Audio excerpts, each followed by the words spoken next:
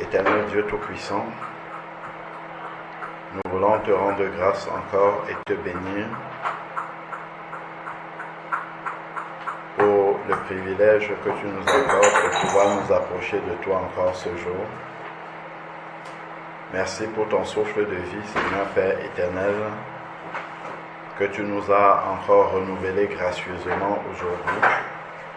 Merci pour la santé que tu accordes à nos corps, Seigneur Père éternel, et même à notre esprit. Nous te disons merci pour tout cela. Merci parce que nous avons le privilège de pouvoir nous approcher de toi. En toi est la vie. Viens encore nous déverser ce supplément de vie pour que nous puissions continuer à grandir et à nous approcher de toi, Seigneur Père éternel, pour te ressembler toujours plus. Éternel Dieu, que ton esprit nous conduise dans ces moments de partage de ta parole, que nous ne soyons pas des auditeurs oublieux, ni même des auditeurs qui retiennent intellectuellement tes paroles, mais qui n'ont pas la vie en eux pour pouvoir la mettre en pratique. Nous te prions que cette parole puisse descendre dans nos cœurs et devenir vie. Père, nous t'en supplions au nom de Jésus-Christ. Amen. Bon, alors, aujourd'hui, vous notez, on va voir, je vais vous poser une question avant de noter. À votre avis, quel est le but de Jésus lorsqu'il est venu nous sauver? Quel est son but? Oui, Raphaël. Que tous les hommes soient sauvés. Oui, non, mais oui, il est venu pour nous sauver, mais dans quel but? Pourquoi il veut que tous les hommes soient sauvés? Ça, c'est ce qu'il veut, oui, d'accord, mais quel est le but pour lequel il sauve les hommes? Oui. Pour qu'ils aillent au ciel. Pour qu'ils aillent au ciel. C'est une très bonne réponse. Pour qu'ils aillent au ciel. D'accord, ok. Bon, en attendant d'aller au ciel, lorsque nous sommes sauvés et que nous sommes encore sur la terre, pourquoi il nous laisse sur la terre? Oui. Pour que les autres personnes entendent la parole de Dieu. Pour que les autres personnes entendent la parole. Très bien. Et encore, en plus de ça, oui, Wendy.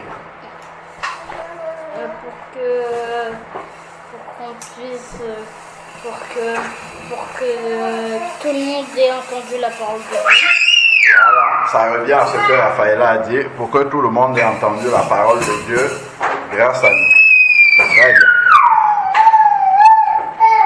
On va lire d'abord 2 versets.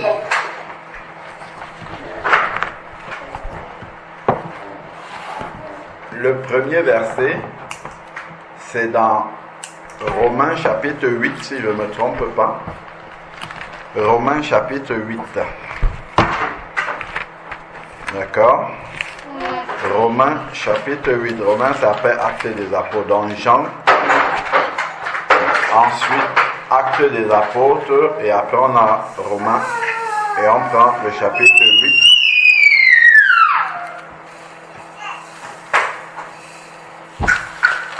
On va lire à partir du verset 28. Romains 8, à partir du verset 28, on va lire Romains 8, 28, 29, 30, jusqu'à 30. D'accord? On va voir une autre, tout ce que vous avez dit c'est juste, mais on va voir une autre raison en particulier pour laquelle le Seigneur Jésus nous a sauvés. C'est pourquoi on aille au ciel, qu'on ne soit pas condamné avec les perdus, donc on n'aille pas en enfer, ainsi de suite. Mais il y a une autre raison également. Romains chapitre 8, verset 28. Romains, il y a Jean, Actes, et ensuite il y a Romains. 861.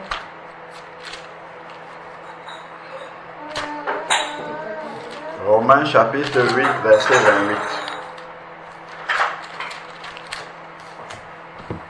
Alors, Romains 8, 28, vous lisez. Wendy, tu commences, tu lis un verset, tu t'arrêtes. Nous savons du reste que toute chose concourt au bien de ceux qui aiment Dieu, de ceux qui sont appelés selon son dessein. Très bien. Car Là, on lit un verset et on s'arrête. Donc, il dit, nous savons du reste que toute chose concourt ensemble au bien de ceux qui aiment Dieu. Donc, tout ce que Dieu fait, au final, est bon pour... Voilà, continue après là. Car ceux qu'il a connus d'avance, il les a aussi prédestinés à être semblables à l'image de son Fils, afin que son Fils fût le premier-né entre plusieurs frères. Voilà. Vous avez compris? Il dit car à ceux qu'il a connus d'avance. Ce qu'il a connu d'avance, c'est quand il voit Wendy, dès le moment où Wendy est née, il sait déjà si tu vas accepter la parole de Dieu ou si tu vas la rejeter. Ok? Et s'il voit que tu vas accepter la parole de Dieu, il va te prédestiner à être semblable à l'image de son Fils. Donc en fait, il va commencer à travailler dans ta vie pour que tu sois semblable à l'image de son Fils. Ça veut dire quoi? C'est-à-dire que tu ressembles, voilà, à Jésus-Christ. Ok? Que tu ressembles à Jésus-Christ jusqu'à ce que tu acceptes Jésus dans ta vie, il va continuer ce travail-là. D'accord? Donc, afin qu'il soit le premier-né d'un grand nombre de frères. Donc, Jésus-Christ est le grand frère et tous les frères qui viennent lui doivent lui ressembler. Verset 30, Wendy. Et ceux qu'il a prédestinés, il les a aussi appelés. Et ceux qu'il les a appelés, il les a aussi justifiés. Et ceux qu'il a justifiés, il les a aussi glorifiés. D'accord, ok. Donc, on comprend dans ces quelques versets que l'un des buts pour lequel Jésus sauve les personnes, c'est pour qu'ils soient semblables, pour lesquels Dieu sauve les personnes, c'est pour qu'ils soient semblables à Jésus-Christ. C'est-à-dire qu'ils soient comme Jésus. Ok? Jésus prêchait la parole de Dieu aux gens pour sauver les personnes. Il guérissait les malades, il ressuscitait les morts, il faisait du bien autour de lui, ainsi de suite. Le Seigneur, son but, tant que nous sommes sur la terre, il veut que nous soyons comme Jésus. D'accord? C'est ça son but. Donc, vous notez. Dieu, vous laissez un peu de place pour le titre. On verra le titre après. Pour l'instant, vous notez. Dieu veut que tous ceux qui sont sauvés ressemblent à Jésus-Christ. Entre parenthèses, Romains 8, 28 à 30.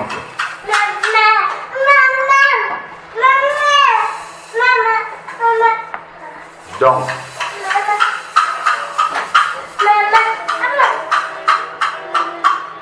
Dieu veut que tous ceux qui sont sauvés, c'est ça, ressemblent à l'infini, avec ENT, ressemblent à son Fils Jésus-Christ. Fils c'est grand F. Ressemble à son Fils Jésus-Christ. Entre parenthèses, Romains 8, 2.28-30.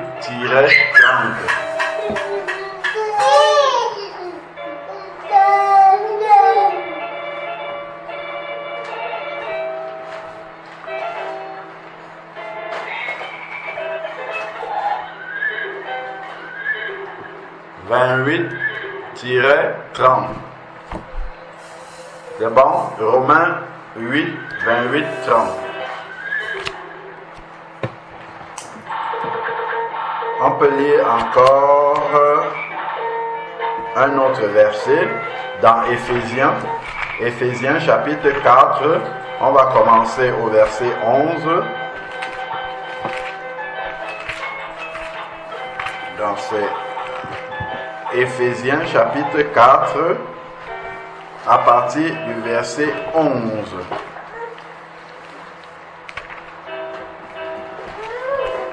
Éphésiens chapitre 4 à partir du verset 11.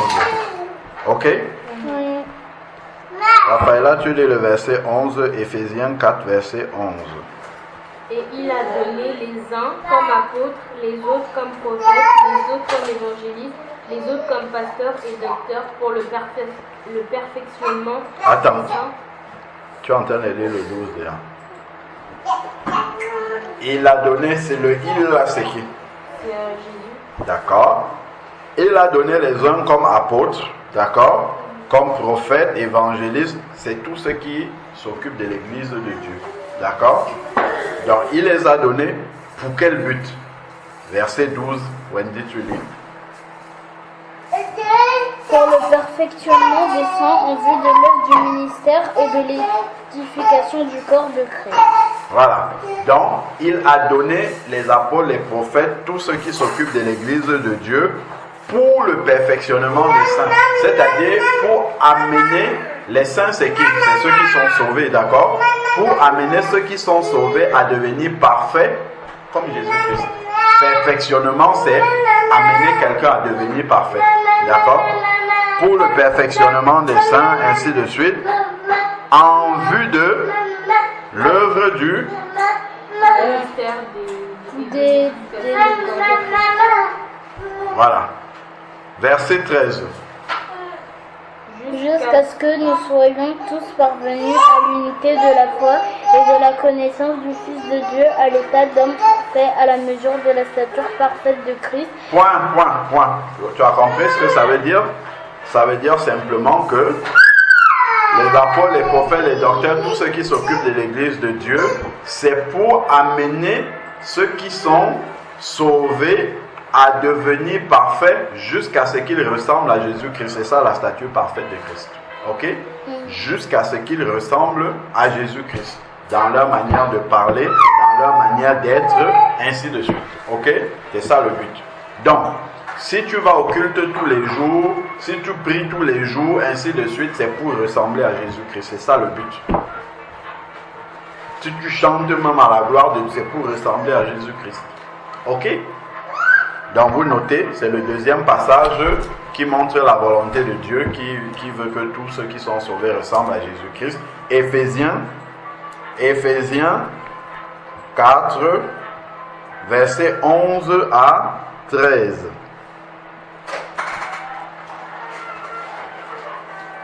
Éphésiens 4, versets 11 à 13.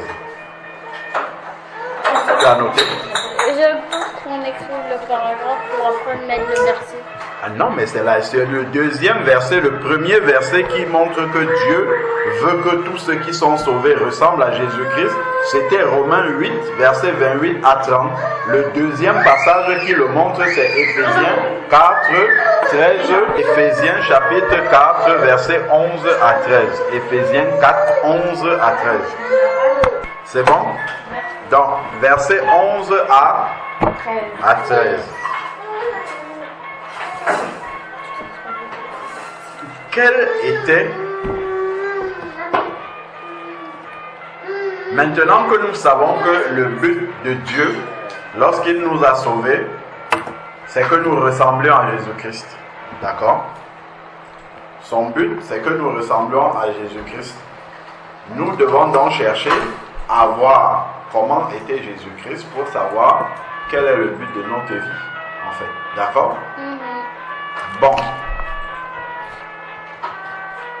Quelle était, comment je peux poser cette question-là? La mission, voilà. La mission principale de Jésus-Christ, c'était quoi? Oui, qu'est-ce qu'il faisait de principal? Oui. Oui. Hein? Guérir les malades. Guérir les malades, oui. C'est un exemple. Mais un mot qui englobe tout ce qu'il faisait. Enseigner. Enseigner. Quand tu enseignes, est-ce qu'il faisait que enseigner? Mais un mot qui englobe tout cela. Quand il enseignait, est-ce que c'était pour lui-même? Non. C'était pour qui? Pour les gens. Pour les gens. Quand il guérissait, est-ce que c'est lui-même qui guérissait? Non. D'accord, continuez. Quelle était la mission principale de Jésus-Christ? Sauver Écoutez bien les questions que je pose. Hein? Sauver tout homme. Ok, Jésus sauvait les hommes. Est-ce que c'est lui-même qui sauvait? Non. Ok, après.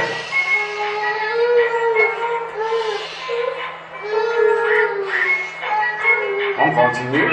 Qu'est-ce qu'il faisait d'autre? Enfin, quelle était sa mission principale? Accomplir tout ce que Dieu lui avait dit de faire. Vous cherchez des choses très loin. Miracle. Ah, quand il faisait les miracles, c'était pour lui ou bien pour les autres? Les autres. Ah, jusque-là, vous n'avez pas encore compris. Quel était son but principal? Faire du bien. Et quand il faisait du bien à lui-même, bien, Il faisait du bien aux autres. Ah, il faisait du bien aux autres. Vous n'avez toujours pas compris. On continue. Ok. Quelle était la mission principale de Jésus-Christ? Tout ce qu'il faisait là, est-ce que c'était pour lui? Non. Sauver les autres. Ah, il faisait quoi? Sauver les autres. D'accord. Est-ce que c'est lui qui sauvait? Non, mais- Non, c'était les autres. D'accord.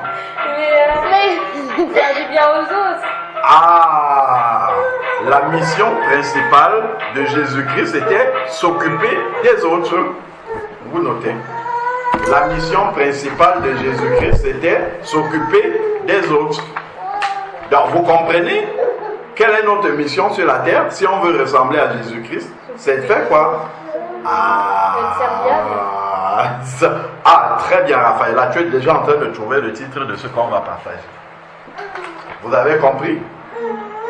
Donc, notre mission, c'est de nous occuper des autres. Ah, pas de nous-mêmes. Est-ce que vous avez compris ça? Wendy, t'as compris ça? Oui.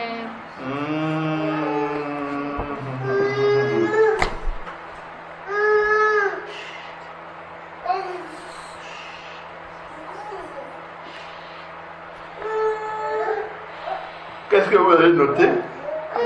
La mission principale de Jésus était de s'occuper des autres. Très bien. La mission principale de Jésus-Christ était de s'occuper des autres.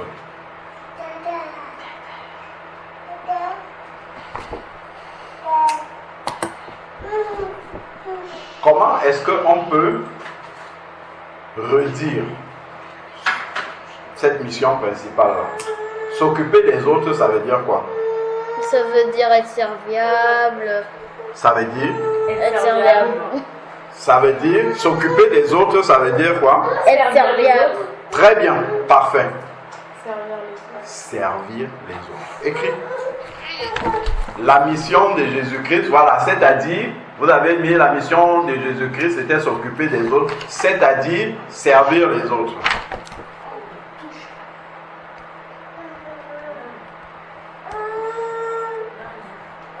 Vous avez donc compris quelle est notre mission sur la terre? Servir les autres. Pas se servir. Soi-même. Voilà. Aha. Donc chaque fois que je me sers moi-même et non les autres, je ne suis pas en train de ressembler à... Quand Jésus est mort à la croix, il mourait pour lui ou bien pour nous? Pour nous. Toujours pour les autres. Toujours et toujours et toujours pour les... Donc qu'est-ce que tu as noté, Wendy? J'ai noté la mission de Jésus était de s'occuper des autres, c'est-à-dire servir les autres. Très bien. C'est-à-dire servir Les autres. les autres. Servir autrui. Voilà, servir les autres. Nous prenons Luc, chapitre 22. Luc au chapitre 22, verset 24. Luc 22, verset 24. Luc 22, verset 24. Vous pouvez déjà noter le titre. Le titre de ce qu'on va partager, c'est l'esprit de service. Ou, on va même dire, non, on va dire ça différemment. Notre mission est de servir les autres. où le but de notre vie est de servir les autres. Voilà, on va noter ça comme ça. Le but de notre vie est de servir les autres.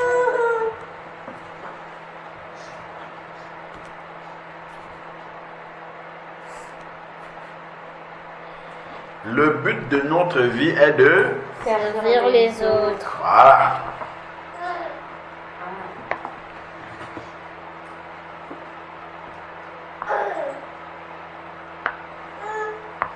C'est le titre du partage. Le but de notre vie est de servir les autres.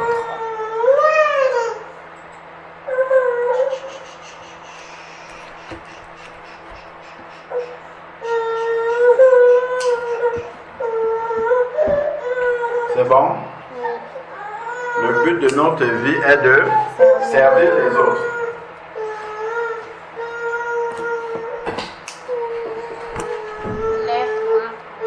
Alors, donc on continue. On a dit Luc chapitre 22 au verset 22. 4. Ok.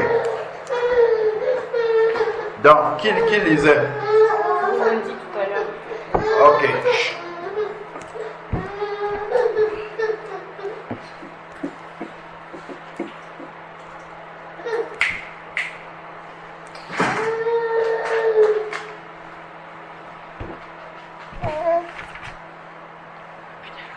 Alors, donc qui doit lire maintenant? C'est Raphaëla? Oui. Ok, Raphaëla, vas-y. Verset 24. Il s'éleva aussi parmi les apôtres une contestation. Lequel d'entre eux devait être estimé le plus grand? Voilà. Donc, les apôtres se posent une Question. Et quelle question ils demandent? Lequel de nous est le plus grand? Ça veut D'accord. dire- Ça veut dire que parmi les apôtres, qui est le plus grand? D'après Jésus. Ok? Qui est le plus, celui qui réside bien à la fois. Celui qui est le chef, si tu veux. Ah. Qui est le chef? Ok? Mm. C'est la question qu'ils se posaient. Alors, qu'est-ce qu'on a? Verset 25. Et Jésus leur dit, les rois des nations les maîtrisent et ceux qui les dominent sont appelés bienfaiteurs. D'accord? Qu'ils n'ont- Ok, attends. Jésus, pour leur répondre, pour leur expliquer qui est le chef parmi eux, d'accord? Qu'est-ce qu'il fait? Il commence d'abord par expliquer ce qui se passe dans les royaumes de la terre. Par exemple, dans les pays aujourd'hui, d'accord? Et il dit, les rois des nations, prenons par exemple les présidents des pays, ok? Aujourd'hui, les présidents des pays dominent. Par exemple, en France, si le président Emmanuel Macron dit que demain tout le monde doit être vacciné, on va respecter, d'accord? Il domine les gens. S'il dit que demain, je ne sais pas moi, on ne doit pas travailler, c'est férié, on ne va pas travailler, ok? Donc il domine. C'est comme ça que les chefs sont, ok? Les rois des nations. Et ceux qui ont autorité sur elles se font appeler bienfaiteurs, d'accord? Bon, on dit ils font ça pour le bien de la nation. C'est ce qu'on dit, même si ce n'est pas vrai. Ok? Donc, ensuite, maintenant, qu'est-ce qu'il y a au verset 26? Ça, c'est ce qui se passe dans les royaumes terrestres. Qu'il n'en soit pas de même pour vous. Voilà. Aha. Jésus commence par dire que la manière dont les royaumes de la terre, les pays de la terre considèrent celui qui est le plus grand, ça ne doit pas être la même chose pour vous. C'est-à-dire que le plus grand ne doit pas être celui qui donne les ordres à tout le monde et qui domine tout le monde.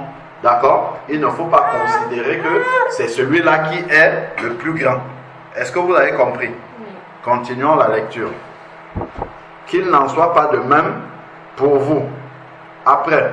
Mais que le plus grand parmi vous soit comme le plus petit, et celui qui gouverne comme celui qui sert. Aha. Est-ce que vous imaginez que vous allez au palais présidentiel de l'Élysée et vous voyez Emmanuel Macron en train de servir à boire à tout le monde qui est là? Non. C'est lui qui passe avec le plateau et qui sert les gens. Hein? Ah, monsieur, vous voulez une coupe de champagne? Monsieur, voilà un petit, voilà un petit four. Est-ce que vous en voulez? Vous imaginez si c'est lui qui sert les gens? Hein?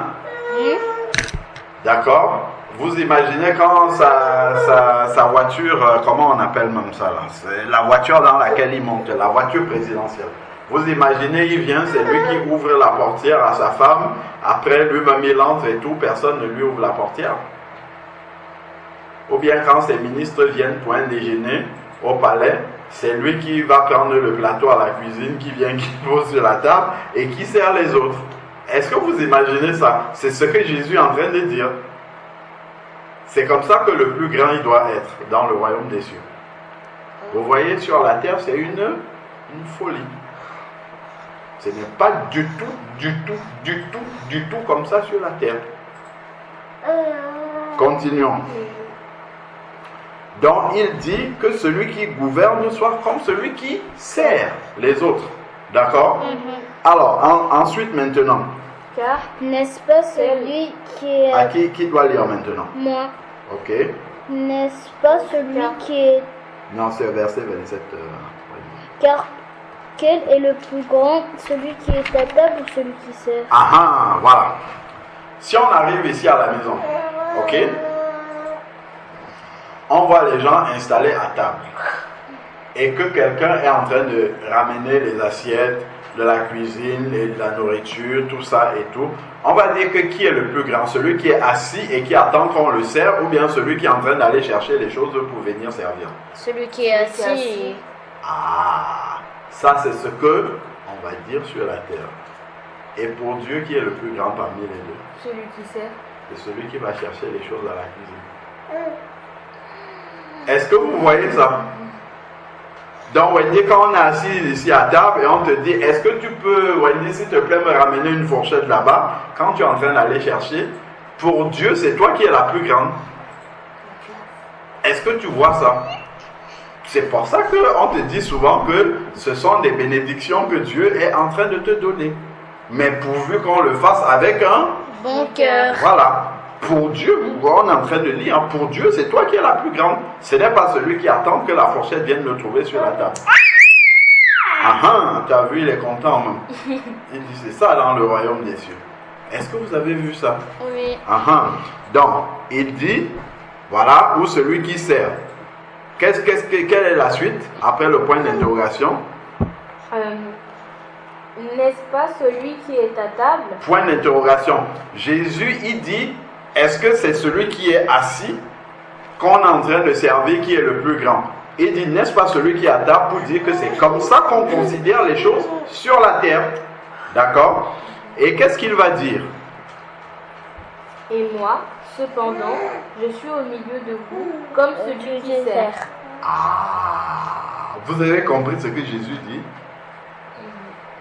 Il dit que moi, je suis au milieu de vous comme celui qui sert. C'était les disciples qui étaient plus grands, ou bien c'est Jésus qui était plus grand? Jésus. Mais c'est lui qui sert les autres. Est-ce que vous avez compris? Il y a plus de privilèges devant Dieu. Oh, attends, comment on peut même dire ça? Il y a plus de... Comment est-ce qu'on peut exprimer ça? Pour dire que devant Dieu, il est mieux de servir les autres que d'être servi. C'est-à-dire que Dieu prend plus plaisir, voilà, d'accord, quand on sert les autres que lorsqu'on est servi par les autres. Est-ce que vous pouvez noter ça? Il est d'un plus grand prix, si je dis ça, est-ce que vous comprenez? Oui. Il est d'un plus grand prix pour Dieu. Il est d'un plus grand prix pour Dieu de servir les autres que d'être servi. Voilà. À chaque fois que tu es en train de servir les autres, ta maison dans le ciel est en train de devenir beaucoup plus belle. Ça veut dire que tu peux, si tu sers les autres, tu peux aller au ciel? C'est parce que tu es déjà au ciel que tu sers les autres. Et si tu sers pas, t'es pas au ciel. Si tu sers les autres, si tu ne sers pas les autres, ou si tu n'aimes pas servir les autres, tu montres bien que Jésus-Christ n'est pas en toi. Parce que quand Jésus est en toi, ça te pousse à faire comme lui faisait. Et lui, il a dit qu'il sert les autres. D'accord? Donc, on a dit, il est d'un plus grand prix Pour Dieu de servir les autres voilà, plutôt que d'être servi. Voilà. Et là, on va noter Luc 22, verset 27, là où Jésus a dit, et cependant, je suis au milieu de vous comme celui qui sert.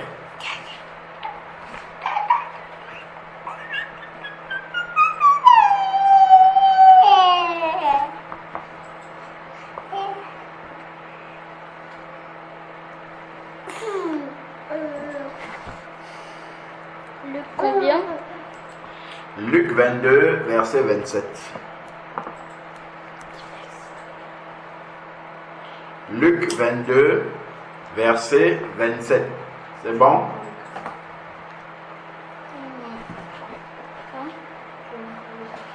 Donc, il est d'un plus grand prix devant Dieu de servir les autres plutôt que d'être Servi. Est-ce que vous avez compris? Oui. Donc, quand on dit qui va mettre la table ce soir, c'est d'un plus grand prix devant Dieu de dire, moi je veux mettre la table avec joie. Parce que ça réjouit le cœur de Dieu. Lorsque nous sommes en train de mettre la table à la maison, il faut se rendre compte que c'est Dieu que nous sommes en train de servir, pas ceux que nous sommes en train de servir là physiquement devant nous. C'est comme si tu mettais la table pour que Jésus-Christ vienne manger. En fait, c'est ça. Pour Dieu, c'est ça en fait que tu es en train de faire. Est-ce que vous comprenez? Vous vous souvenez de Matthieu 25? Non. Matthieu 25, là, quand Jésus, les boucs et les brebis sont venus devant Jésus-Christ, là, Jésus a mis les boucs à gauche, là, les brebis à droite. Et puis il a dit, quand j'étais en prison, vous ne m'avez pas visité. Quand j'étais malade, vous n'êtes pas venu me voir, ainsi de suite. Hein? Vous comprenez? Vous comprenez pourquoi je le dis? Oui. Et ceux qui ont fait du bien, ils vont demander à Jésus, mais quand avons-nous vu nu et nous t'avons vêtu, quand avons-nous vu en prison, nous sommes venus te rendre visite? Il va dire, à chaque fois que vous l'avez fait au plus petit de mes frères, de mes enfants, c'est à moi que vous l'avez fait. Donc, quand tu es en train de mettre la table, nous sommes les enfants de Dieu, ça veut dire que tu es en train de mettre la table pour Jésus-Christ. Est-ce que vous avez compris ça?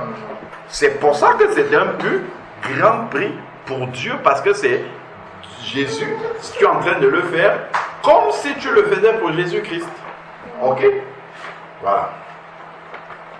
Vous avez noté? Vous avez noté Oui. quoi là? Éphésiens, Luc 22, verset 27. Oui. Ok? Voilà. Donc, vous notez, chaque fois que nous servons de bon cœur, chaque fois que nous servons de bon cœur, nous le faisons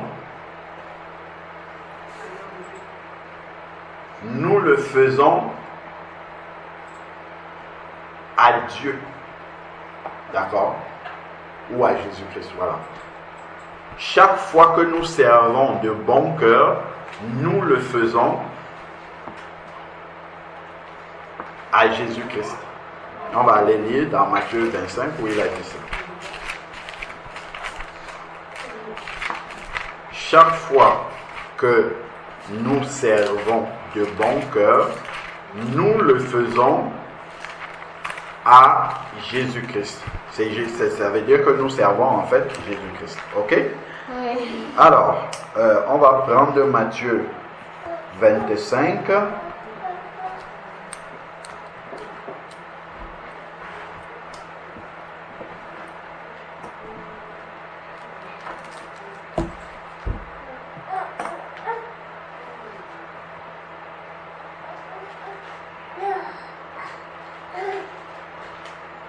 Alors, nous prenons Matthieu chapitre 25.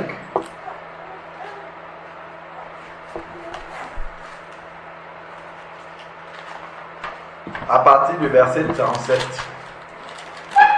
Matthieu 25, à partir du verset 37. Est-ce que vous pouvez lire chacune un verset? Les justes lui répondirent: Seigneur, quand avons-nous vu avoir faim et t'avons-nous donné à manger? Ou avoir soif et t'avons-nous donné à boire? Donner à manger et donner à boire, c'est servir les personnes. Verset 38, Wendy. Là, il vient de lire le verset 37. Toi, tu lis le 38 maintenant. Mon âme est... Non. Matthieu 25. 25, verset 38. Et quand avons-nous vu étranger et nous t'avons recueilli, ou nu et t'avons-nous vêtu? D'accord. Voir quelqu'un étranger et le prendre et l'accueillir chez soi, ou bien voir quelqu'un nu et le vêtir, c'est encore servir la personne. Est-ce que vous avez compris? Tout ça, c'est servir les autres toujours. Continuons. Verset 39, Raphaëla. Quand avons-nous vu malade ou en prison et sommes-nous allés vers toi? Ça, c'est encore servir les autres. Ok?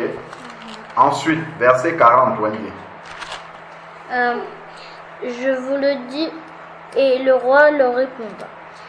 Je vous le dis en vérité, toutes les fois que vous avez fait ces choses à l'un de ces plus petits de mes frères, c'est à moi que vous l'avez fait. Ah, vous avez compris? Mais Chaque fois qu'on sert les enfants de Jésus, c'est lui-même directement qu'on a servi. Est-ce que vous comprenez ça? Voilà pourquoi, lorsque Saul, qui n'était pas encore Paul, persécutait l'église de Jésus, quand il allait sur le chemin de Damas pour aller persécuter encore d'autres chrétiens, il a vu une lumière et Jésus lui a parlé. Qu'est-ce qu'il lui a dit? Saul, Saul, pourquoi me persécutes-tu? Est-ce que c'est Jésus qui persécutait? Non. C'était l'église qui persécutait, mais il dit, pourquoi me persécutes-tu? Ok? Donc, lorsque on sert les enfants du Seigneur, c'est lui-même qu'on est en train de servir. C'est pour ça que c'est d'un grand prix pour lui. Ok? Donc, vous notez le verset là. C'est d'un plus grand prix là. Parce que vous avez noté que c'est parce que c'est lui qu'on sert. Oui. Voilà, vous mettez entre parenthèses Matthieu 25. Vous pouvez noter à partir de 37, hein, vous mettez 37-40. Après, il va dire aussi l'inverse à ceux qui ne l'ont pas fait. Ok? Voilà. Matthieu 25, 37 à 40. 40.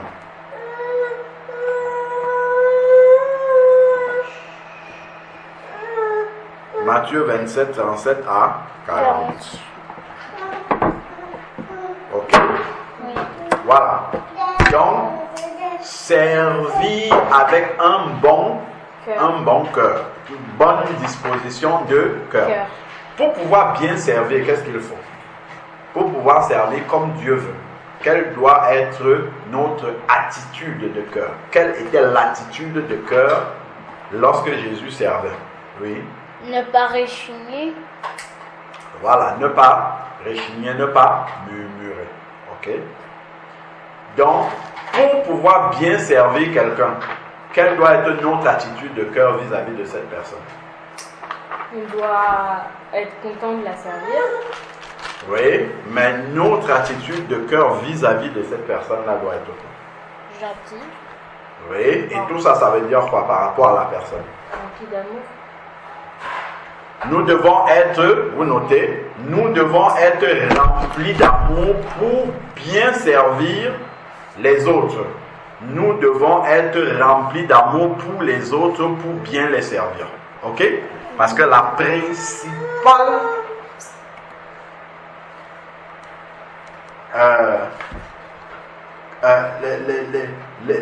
principale chose qui animait Jésus-Christ, c'est que l'amour, voilà, c'est parce qu'il l'aimait tellement. D'ailleurs, le verset de Jean 3,16 dit: Dieu a tant aimé le monde qu'il a donné son Fils Jésus-Christ.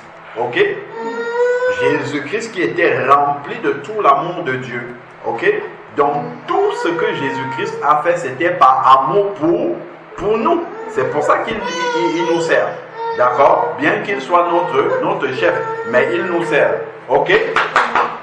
Bien qu'il soit notre chef, il nous sert parce qu'il nous aime. Donc de la même manière, nous aussi, pour pouvoir servir les autres, il faut être rempli d'amour pour eux. Donc qu'est-ce qu'on a dit? On a dit que nous devons être remplis d'amour pour les autres pour bien les servir. Voilà. Pour bien les servir. Il faut être rempli d'amour pour les autres pour bien les servir.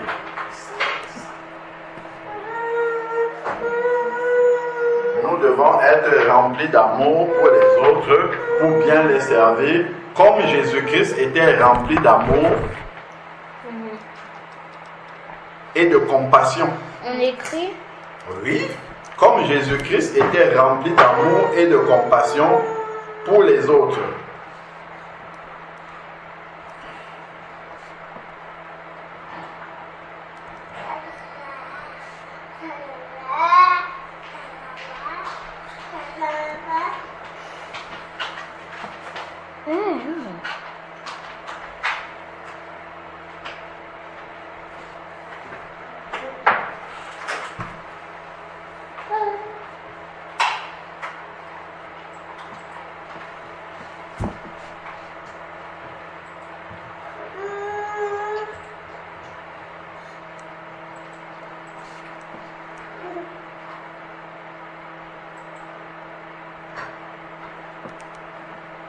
Nous pouvons prendre Matthieu 9, verset 36.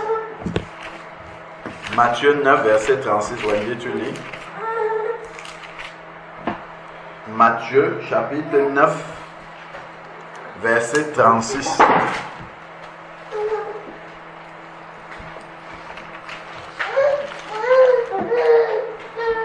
Voyant la foule, il fut ému de compassion pour elle parce qu'elle était languissante et abattue, comme des brebis qui n'ont point de berger. D'accord. Vous voyez, ça c'est l'amour. D'accord? Quand il voit la foule, il est ému de compassion. Il eut la compassion pour elle, il a eu pitié. D'accord? Parce qu'il voyait qu'il n'y avait personne pour s'occuper de ces brebis-là. D'accord? Donc il était rempli d'amour pour eux. Ok? Pour ces personnes-là. Ok? Voilà, vous pouvez noter Matthieu 9, 36. Il y a encore beaucoup de versets qui disent que Jésus était rempli d'amour pour les personnes qu'il servait. Et vous voyez, il est rempli de compassion comme ça. Il n'est pas rempli de compassion uniquement pour ses 12 disciples, hein, mais des foules. Parmi les foules qui étaient là, il y avait des incrédules aussi parmi. Ok? Il y avait des personnes qui venaient même pour lui tendre des pièges. Mais il aimait toutes ces personnes. D'accord? Et il les servait de la même façon. Il ne servait pas seulement ceux qui le suivaient. Il servait tout le monde. D'accord? Donc même quand quelqu'un n'est pas gentil avec toi, tu dois toujours continuer à servir la personne de bon cœur. Donc ça fait beaucoup de sujets de prière. Ok? Oui. On va finir maintenant avec Jean chapitre 13. Jean chapitre 13. On va prendre à partir du premier verset pour comprendre le contexte.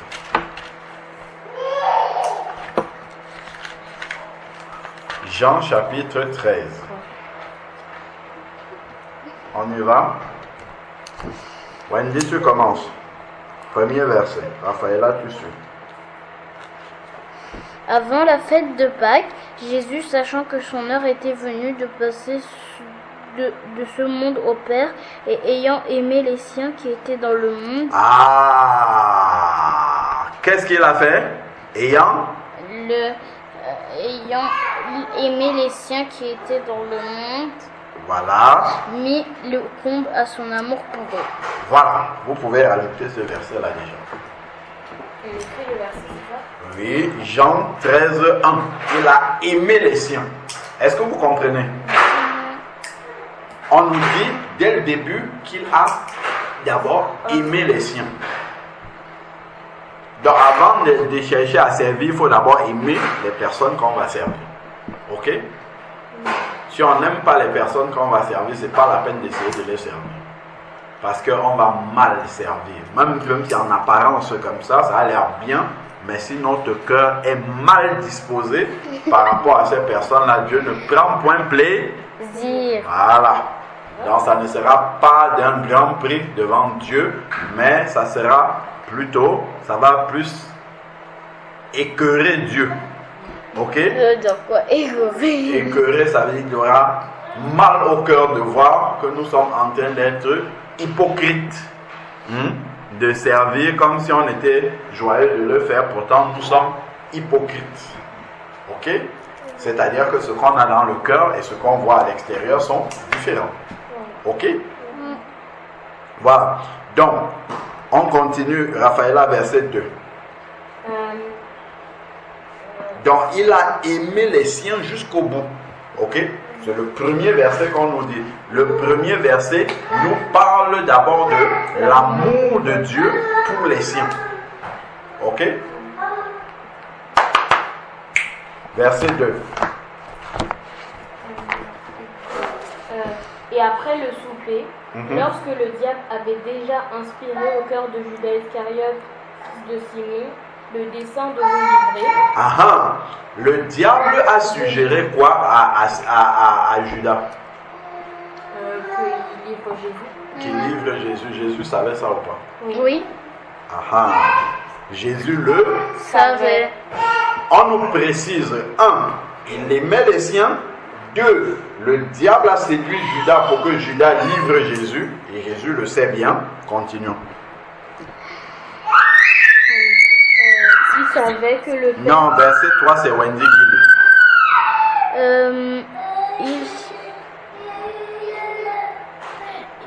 Jésus qui savait que le Père avait remis toutes choses entre ses mains, qu'il était venu de Dieu et qu'il s'en allait à Dieu selon... Voilà. Donc, il savait que Dieu était avec lui. Continuons.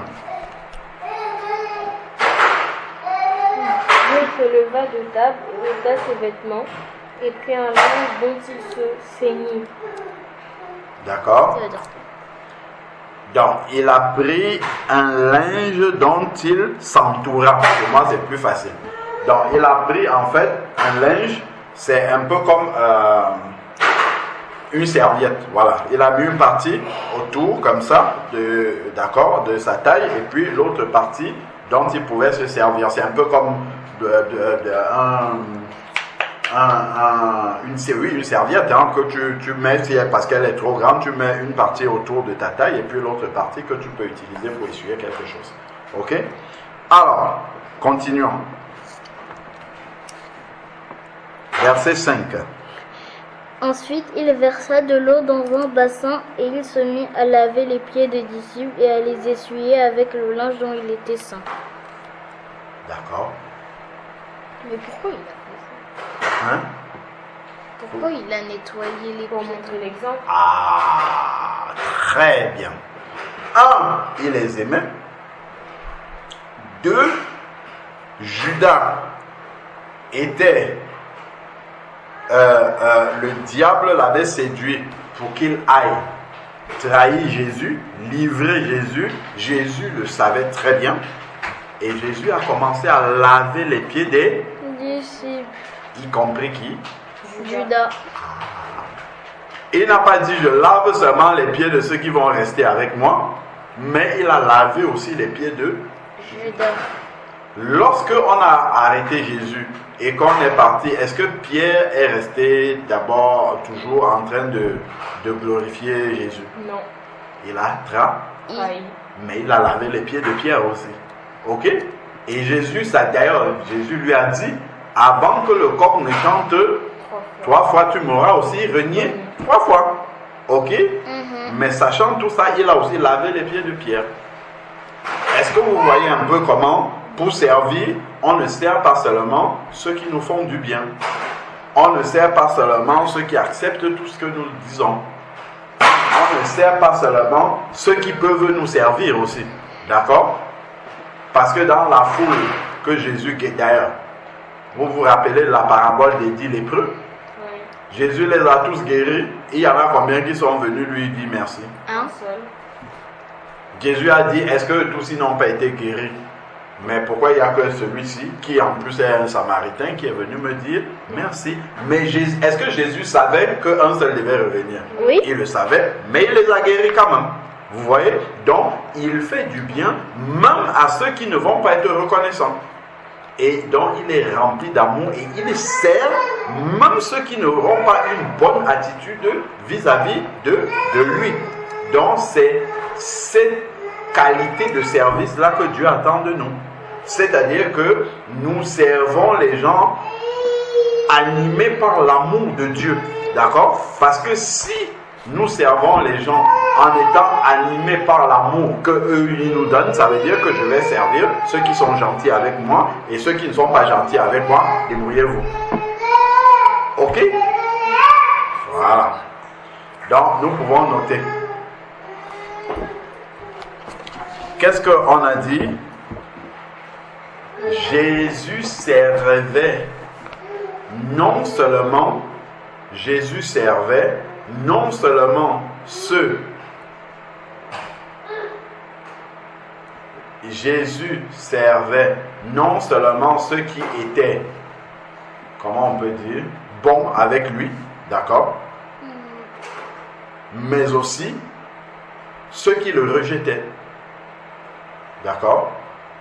Jésus servait non seulement ceux qui étaient bons avec lui ou qui l'acceptaient, d'accord? Mais aussi ceux qui le rejetaient ou même qui le trahissaient.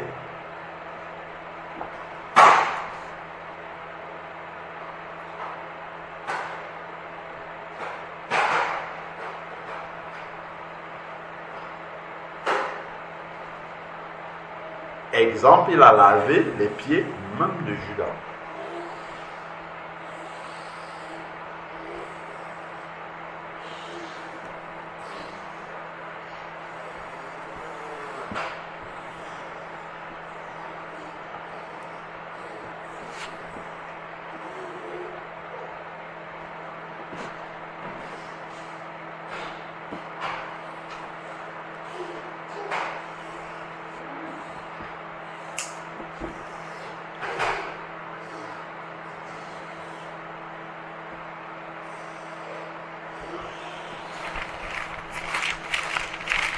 Exemple, il a lavé les pieds même de Judas. Vous pouvez prendre, vous notez Jean 13,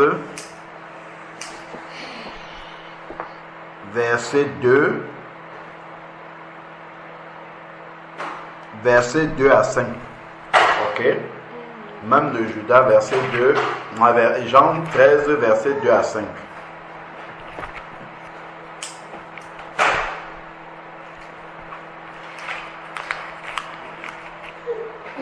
Jean 13, verset 2 à 5.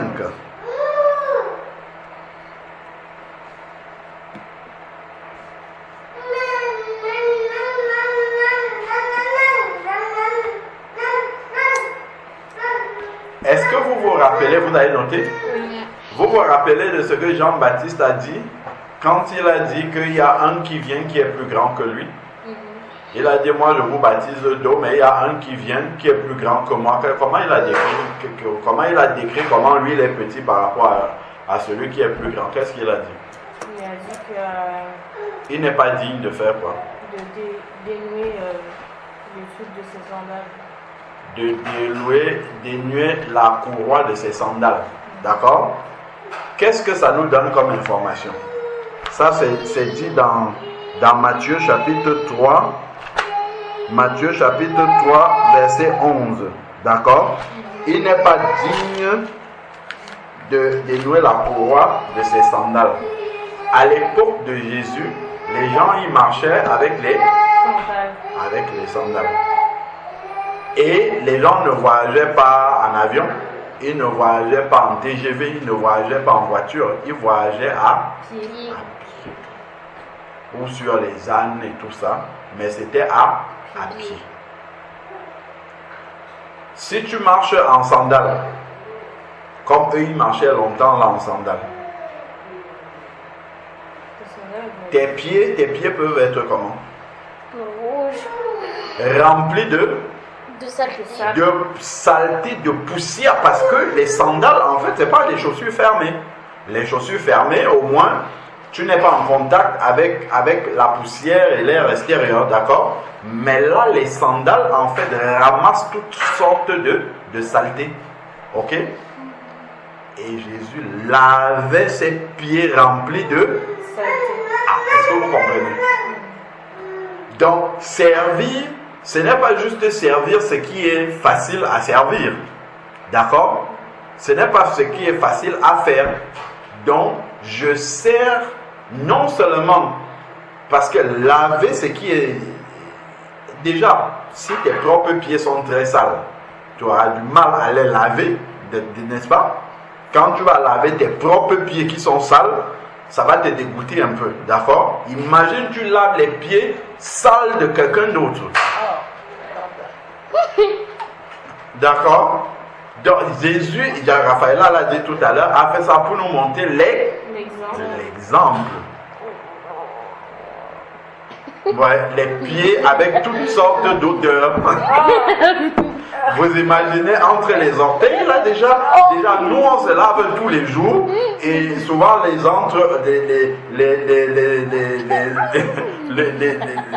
orteils sentent mauvais malgré qu'on se lave tous les jours, on lave les orteils, ça sent mauvais quand même. Imaginez, eux ils se lavaient pas tous les jours déjà comme nous et en plus ils voyageaient longtemps à pied. Vous imaginez dans quel état pouvait être le pied là qu'on a enlevé les sandales? Oh là là! Voilà. Il pouvait avoir des chics, des champignons, il pouvait avoir de tout. Donc ce n'était pas quelque chose de joyeux, même seulement les odeurs. D'accord? Et Jésus l'a fait sans murmurer, sans réchigner, et il ne l'a même pas fait parce qu'on lui a demandé de faire. Ok? Il l'a fait spontanément. D'accord? Voilà. Donc, on voit que nous ne devons pas seulement servir lorsque c'est facile pour nous. D'accord? Parce que là, ce que Jésus est en train de faire, ce n'est pas du tout quelque chose de facile. Ok? Allez, on note. Nous ne devons pas seulement servir lorsque cela est simple pour nous, d'accord, ou facile. Mais nous devons servir en toutes circonstances parce que les autres en ont besoin, c'est tout. Ok? Nous ne devons pas seulement servir lorsque c'est facile et que ça nous arrange, mais nous devons servir en toutes circonstances. Lorsque les autres en ont besoin.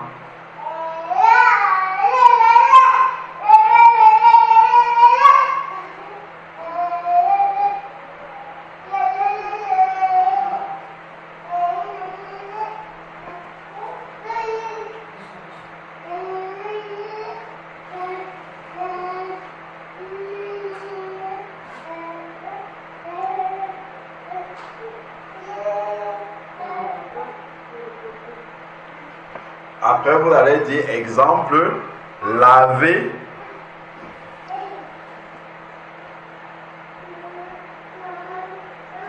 les pieds.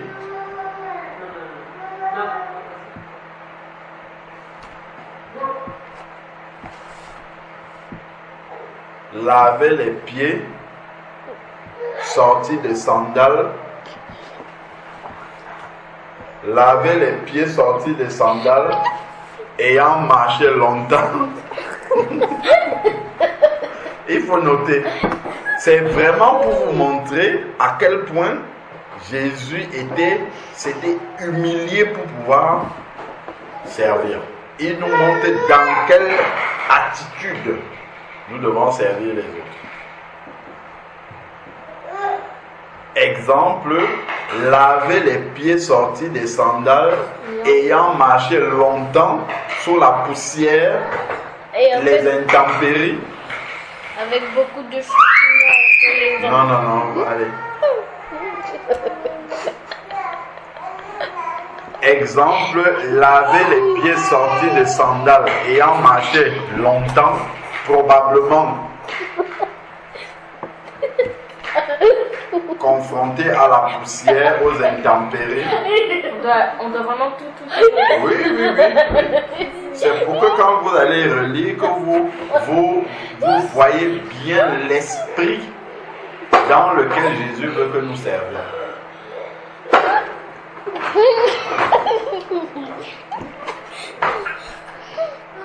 Donc, exemple, laver les pieds sortis des sandales ayant marché longtemps, probablement confronté à la poussière, aux intempéries et toute forme de saleté.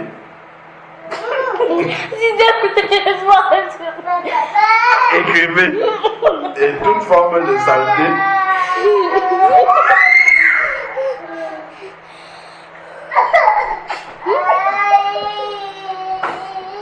Et toute forme de saleté.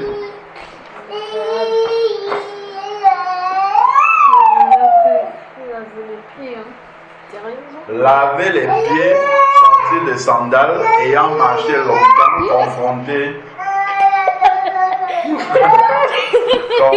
à la poussière, aux intempéries et toute forme de saleté et d'odeur, probablement nauséabonde d'ailleurs.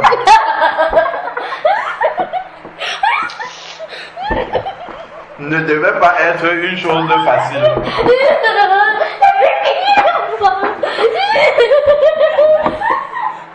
Vous rigolez là. Donc si quelqu'un sort de l'extérieur, il vient avec ses pieds remplis de chic et de champignons, il va prendre la serviette et laver proprement ses pieds. Après, les mains. Ouais, bah même si tu mets les gants, en plus Jésus n'a pas mis les gants.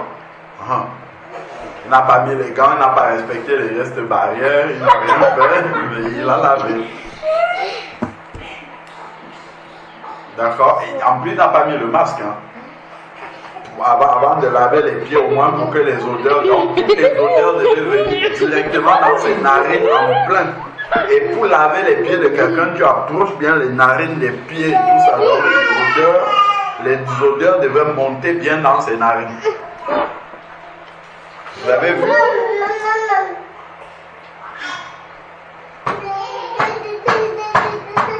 Laver les pieds, c'est vraiment une attitude d'humilité. Parce qu'en plus, pour laver les pieds, tu te courbes. Tu te courbes aux pieds. Vous imaginez, Jésus sait que Judas va aller le trahir. D'ailleurs, il lave les pieds de Judas pour que Judas marche avec les pieds lavés là pour aller le trahir. Mais c'est facile de le faire. Bah, quoi? Tu laves les pieds de celui qui va aller te trahir.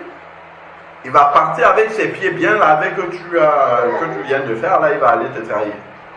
Oui, non, pas celui qui va me trahir. Ceux qui m'ont pas trahi ou qui m'ont rien fait. Oui, ça, d'ailleurs, même ceux qui ne t'ont pas trahi avec les pieds comme ça, je ne suis pas sûr que ce soit facile. Alors, vous avez tout noté? Moi, j'ai écrit nous ne devons pas seulement servir lorsque cela est sain pour l'homme et l'enfant. Exemple, laver les pieds sortis de sandales ayant marché longtemps, probablement confrontés aux intempéries et à toutes sortes de saletés. Et d'odeur, et toute forme de saleté. Et probablement d'odeur nauséabonde. Oui, ben oui. Et probablement d'odeur nauséabonde. Parce que je ne pense pas que leurs pieds devaient sentir. Bon, ça me plaît. Déjà, quand les pieds transpirent. Même si il n'y a pas la poussière, juste le fait de marcher longtemps, les pieds transpirent aussi. Dans les entre-orteils, là, ça doit sentir très mauvais. Très mauvais. Oui, et donc, d'odeur nauséabonde. Marcher longtemps dans la poussière.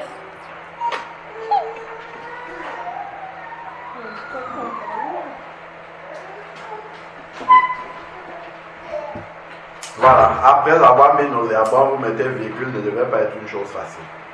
Ok?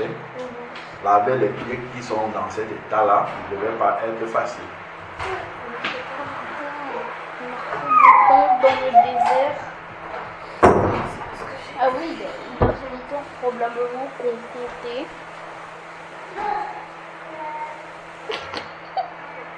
Donc voilà, nous devons être des imitateurs de Jésus, nous devons l'imiter. Je vais relever le défi tout à l'heure, je l'ai Alors, dit. mes pieds sont très propres. Mes pieds sont propres par rapport aux pieds là, parce que mes pieds déjà restent dans les chaussettes. En plus, j'ai les chaussures fermées. Donc ça ne sera pas, ça sera très très light par rapport à ça. Ça n'a rien à voir. Hein. C'est pas du tout la même chose. Déjà seulement quand on sort l'été avec les claquettes et tout ça, Moi, c'est quand tu rentres déjà les pieds ils sentent pas bon. Alors que c'est juste une sortie. Eux ils marchaient des mois et des mois et des mois comme ça. moi. Il devait Quand on être dit que fatigué. Jésus allait de lieu en lieu là, il marchait des mois et des mois comme ça. Il ne se lavait pas tout le temps. Je l'avais genre une fois en une semaine. Je ne sais même pas. Tout le corps, je ne sais pas à quelle fréquence il se lave, mais il ne devait pas se laver tout le temps. En plus, il n'y avait même pas beaucoup de douches avant. On se lavait au cours d'eau. Ah oui, dans les rivières. C'est ça. C'est ça. Ouais.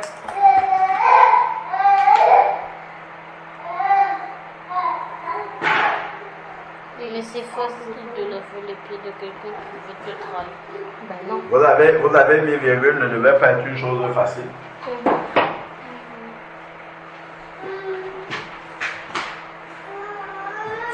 sauver probablement. Et de deux, voilà, je vais mettre. Parce que là, j'ai pas envie de mettre probablement. C'est bon, c'est noté? Oui. Ne devait pas être une chose facile.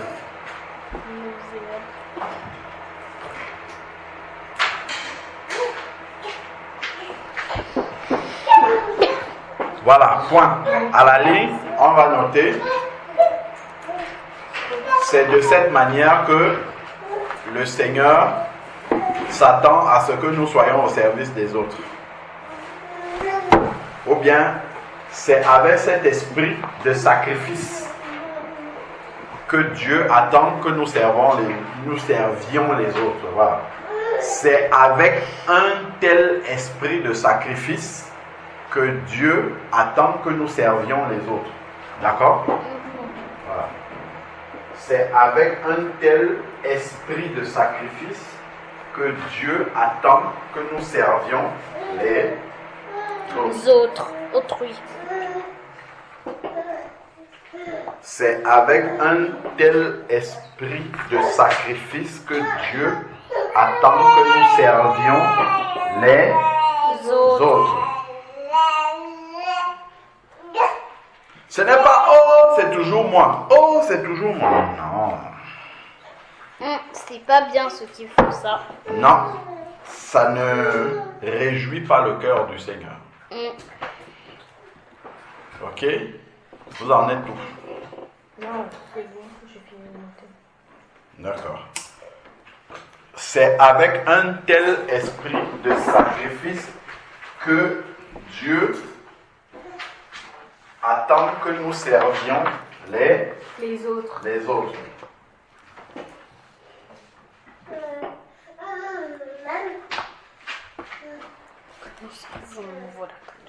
C'est avec un tel esprit de sacrifice que Dieu attend que nous servions les autres. Alors, donc, nous poursuivons la lecture.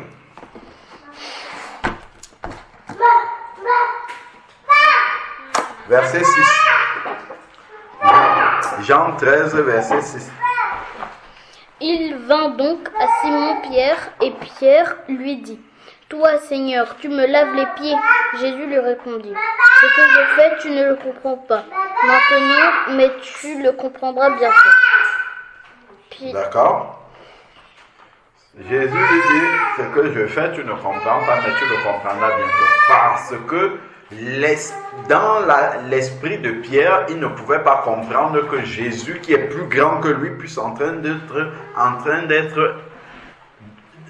le servir de manière aussi humble. D'accord? Laver ses pieds qui étaient dans un état, certainement que nous avons décrit là. Ok? Il ne pouvait pas accepter ça dans son esprit, mais c'est parce qu'il n'avait pas encore compris les choses de Dieu. D'accord? Les choses spirituelles. Que le plus grand pour Dieu, c'est celui qui sert. Ça, il n'avait pas encore bien compris. Et là, il est en train d'expliquer de cette façon-là aux disciples comment doit être celui qui est le plus grand parmi eux. Ok? Parce que c'est la question qui se posait, qui va être le chef, qui va être le plus grand. Le plus grand doit être celui qui sert de cette façon-là. Ok? Alors, poursuivons. Verset 7. Raphaëla. Ce que je fais, tu ne le comprends pas maintenant, mais tu le comprendras bientôt. Ok, Wendy avait lu verset 8, pardon. Pierre lui dit, non, jamais tu ne me laveras les pieds. Jésus lui répondit, si je ne te lave, tu n'auras point de part avec moi. D'accord, verset 9, Wendy. Simon-Pierre lui dit, Seigneur, non seulement les pieds, mais encore les mains et la tête. Ok, bon.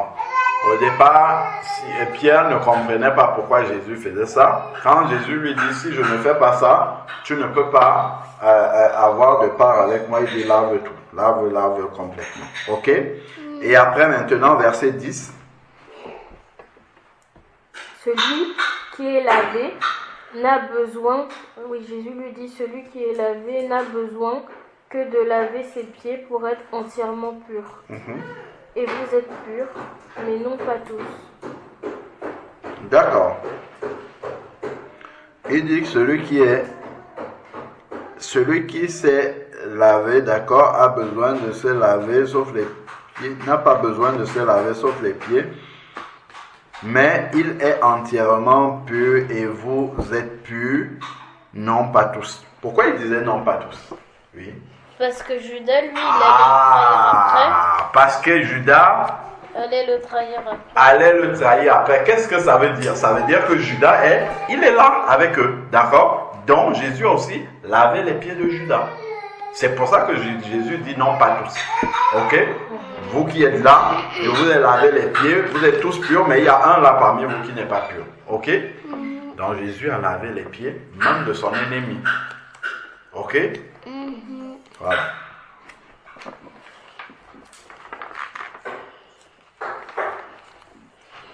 Verset 11. Car il connaît. C'est celui qui le livrait. C'est pourquoi il dit, vous n'êtes pas tous purs. Voilà, c'est ce que tu as dit tout à l'heure. Ok? Donc, il savait que Judas allait le livrer, mais il lui a quand même lavé les pieds.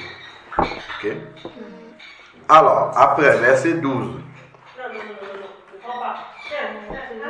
Après qu'il a eu lavé les pieds et qu'il eut pris ses vêtements, il se remit à table et leur dit, comprenez-vous ce que je vous fais, ce que je vous ai fait? Voilà, il leur pose la question maintenant sur la signification de ce qu'il a fait. Ok? Parce que ça a un but. D'accord. Verset 13, Wendy. Vous m'appelez maître et seigneur, et vous dites bien, car je le suis. Ok. Maître, Seigneur, c'est le chef. Ok? Vous dites que je suis votre chef, et c'est vrai. Ensuite, verset 14, Raphaëla. Si donc je vous ai lavé les pieds, moi le Seigneur et le Maître, vous devez aussi vous laver les pieds les uns aux autres. Très bien. D'accord? Il dit de la manière dont je me suis humilié pour vous servir de cette façon-là, d'accord, voilà, c'est-à-dire qu'on a servi les pieds sales, les pieds ainsi de suite, d'accord, de la même manière vous devez vous faire ça les uns les autres. Ça ne veut pas dire que les gens vont venir avec les sales, ils vont tendre et tu vas vraiment laver. Ça veut dire qu'il faut servir les autres avec cette position d'humilité pour être le plus grand d'ailleurs, d'accord? Ok? C'est ça. Continuons.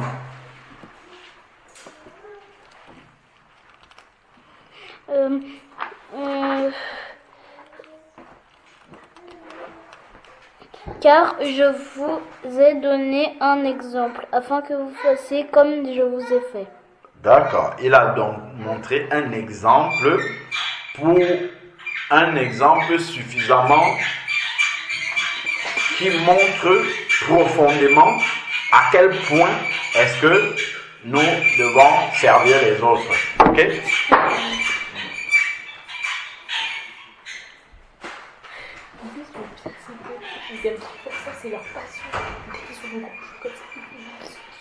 Voilà. Donc, à quel point nous devons servir les autres. D'accord? Avec quel esprit de sacrifice, voilà, nous devons servir les autres. Donc, il a donné un exemple. Ok? Alors, verset 16.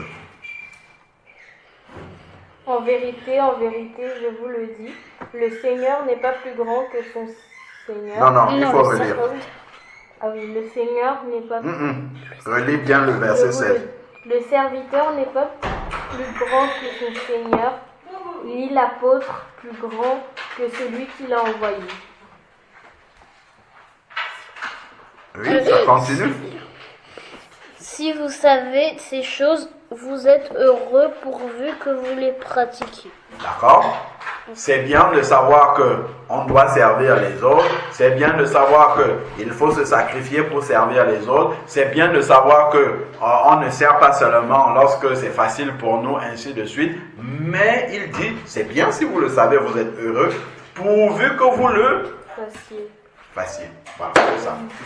Donc on a compris, il faut le faire maintenant pour que le cœur de Dieu soit réel. Quels sont les sujets de prière que vous avez notés? Donc, vous notez le chapitre. Hein. Dans le titre, vous notez Jean 13, verset 1 à... On a lu jusqu'à 17. Voilà. C'est ça le principal passage. Jean 13, verset 1 à 17. Jean 13, verset 1 à 17. 17. Et ça fait 1h17 qu'on parle. Point.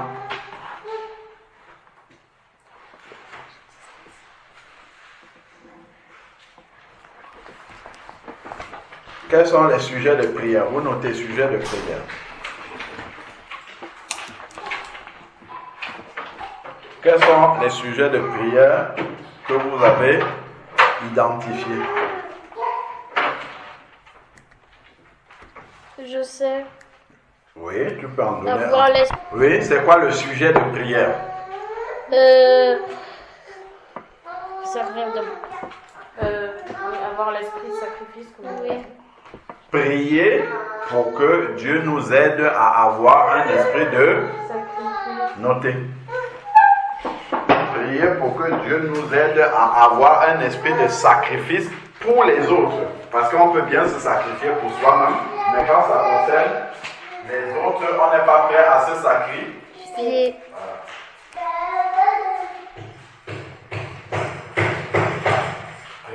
Dieu pour avoir un esprit de sacrifice pour les autres. Donc, vous notez 1. Prier Dieu pour avoir un esprit de sacrifice pour les autres. Deuxième sujet, qui normalement devait même venir avant celui-là. Pour avoir un esprit de sacrifice pour les autres, qu'est-ce qu'il faut avant? Aimer les autres. Voilà. Prier Dieu pour être rempli d'amour pour les autres. Ensuite, maintenant, on va prier pour avoir un esprit de sacrifice pour eux. Ok? Prier Dieu pour avoir pour être rempli d'amour pour les autres, et ensuite prier Dieu pour avoir Un esprit de sacrifice pour les autres. Le premier, c'était pour être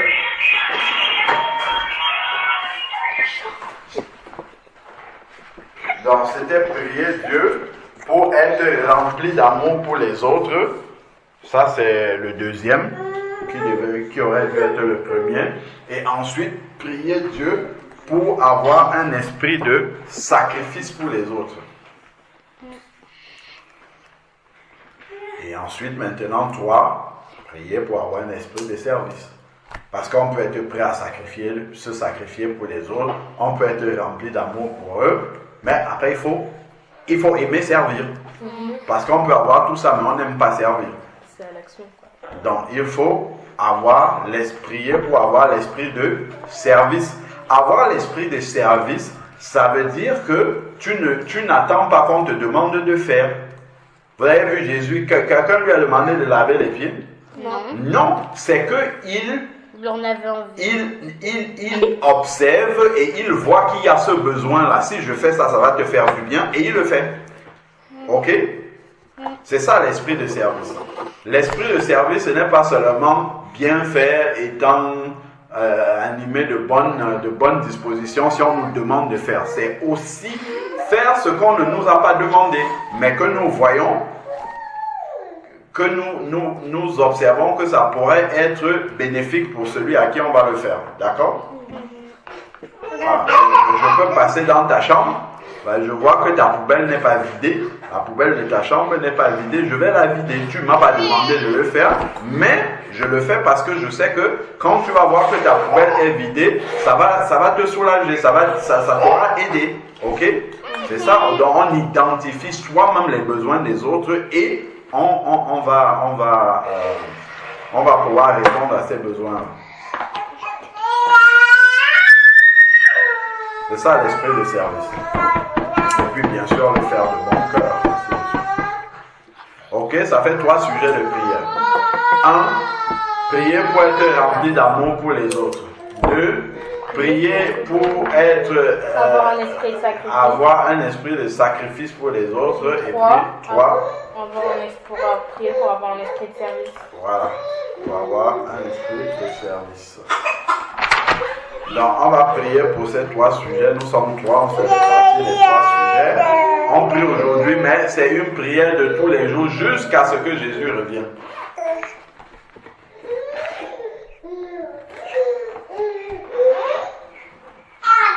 Parce que ce que nous avons dit, nous pouvons l'oublier.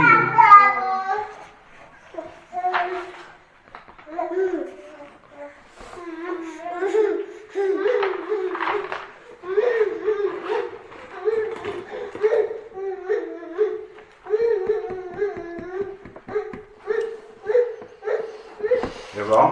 Oui. Alors, être rempli d'amour, je vais prier pour être rempli d'amour. Ensuite, Raphaëla va prier pour avoir un esprit de sacrifice et Wendy va prier pour avoir un esprit de service. Ok? D'accord? Prions. Seigneur Dieu, nous voulons te bénir et te rendre grâce pour ta parole. Merci pour tout ce que tu es encore venu nous rappeler aujourd'hui, Seigneur Père éternel, sur le but même de notre appel. Ce pourquoi tu nous as sauvés est que nous puissions être au service des autres. Seigneur Dieu Tout-Puissant.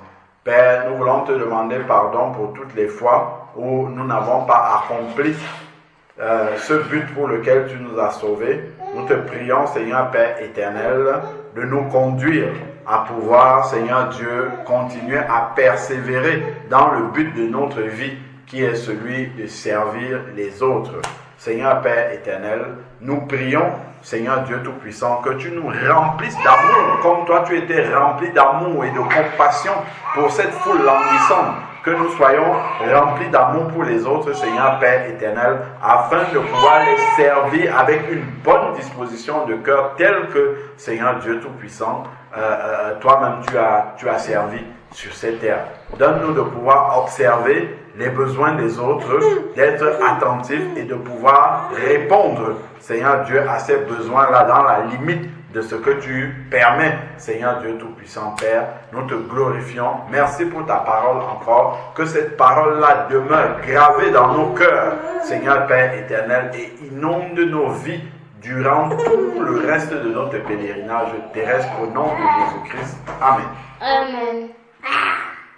Seigneur, je te prie pour qu'on puisse avoir l'esprit de service, fait qu'on ne puisse pas Rechigner quand on doit servir les autres, Amen. qu'on puisse bien les servir avec un bon cœur. Au nom de Jésus-Christ, Amen. Amen. Seigneur, je te remercie pour la parole que nous venons d'ouïr. Fais qu'elle puisse rester gravée dans notre cœur, qu'on puisse la mettre en pratique. Amen. Fais qu'on puisse avoir l'esprit de sacrifice, qu'on puisse être prêt à se sacrifier, Seigneur, pour les autres. Et qu'on puisse bien les servir, être rempli d'amour pour eux. Amen. Au nom de Jésus-Christ, Amen. Amen. Que Dieu vous bénisse. Amen. 1h25.